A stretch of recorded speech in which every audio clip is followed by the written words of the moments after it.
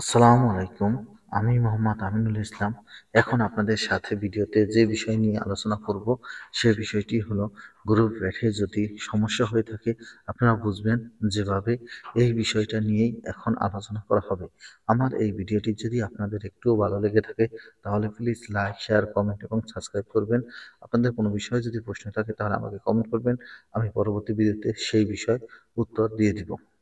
ভিডিওতে যে গরুটি দেখতে পাচ্ছেন, এই গরুটির পেটে সমস্যা রয়েছে, হালকা পেটে ভাপ রয়েছে এবং এই পেটে ভাপ থাকার সাথে সাথে রয়েছে ঠান্ডাজনিত সমস্যা।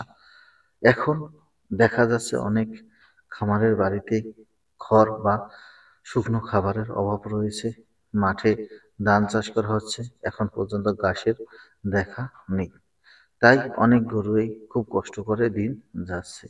এই সময় নানান ধরনের পেটের সমস্যা হয়ে থাকে, কারণ সবসময় পচা বা আবর্জনা বা পুরানো খড় খাওয়ানো হয়। এতে অনেক সময় ফাঙ্গাস বা অনেক পশুর মল বা চিকের মল বা ইঁদুরের মল বা মুরগির বিষটা থাকতে পারে।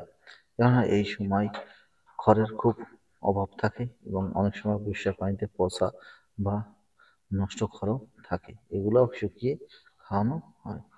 এইসব এইসব খড় খাওয়ানোর কারণেই অনেক সময় দেখা যায় গরুর পেটে সমস্যা হয়ে থাকে, বা ফাঙ্গাস মিশানো খড় খাওয়ানোর কারণে পেটে সমস্যা হয়ে থাকে।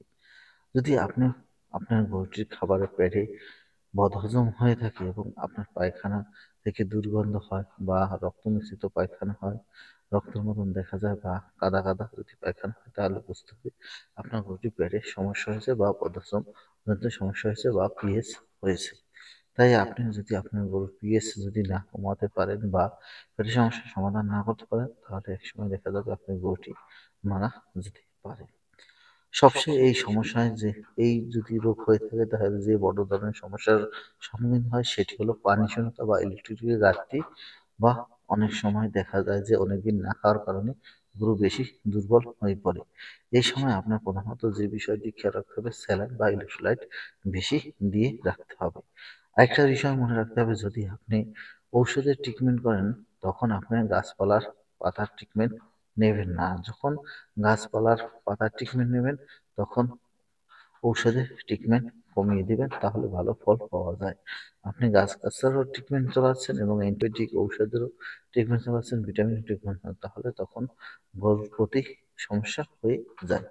এজন্য আপনারা যার মাধ্যমে ট্রিটমেন্ট করাবেন বা যে ডাক্তারের মাধ্যমে আপনি ট্রিটমেন্ট করাবেন, তাকে সবকিছু খুলে বলবেন এবং তার নির্দেশনা অনুযায়ী পরবর্তীতে ব্যবস্থা নেবেন। না হলে আপনার গরুটি হারাতে হতে পারে। আমরা এই গরুটিকে যে সমস্যার জন্য ঔষধ দিয়েছি, সেটা হলো একটি পেটে গ্যাস কমানোর জন্য একটা লিকুইড, এবং রুচি যাতে বাড়ে তার জন্য একটি লিকুইড, এবং যার হজম শক্তি বা উঠে দাঁড়ানোর শক্তি বেড়ে যায় তার জন্য একটি ভিটামিন এবং ইলেক্ট্রোলাইট দিয়েছি। এভাবে যদি ট্রিটমেন্ট করে থাকেন, তাহলে আপনার গরু সুস্থ হয়ে যাবে। আমার ভিডিও ভালো লাগলে প্লিজ লাইক, শেয়ার, কমেন্ট এবং সাবস্ক্রাইব।